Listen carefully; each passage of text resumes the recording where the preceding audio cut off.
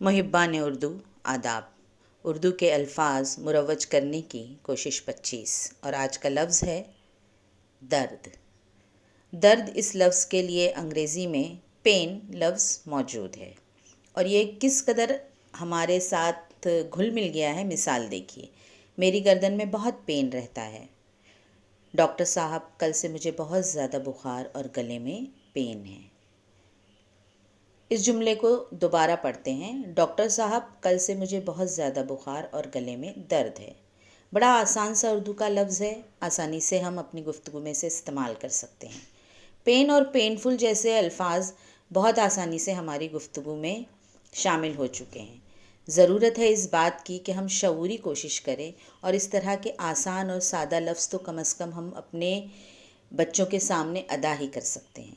आप तमाम के ताउन के लिए मैं बेहद मशकूर हूँ। शुक्रिया।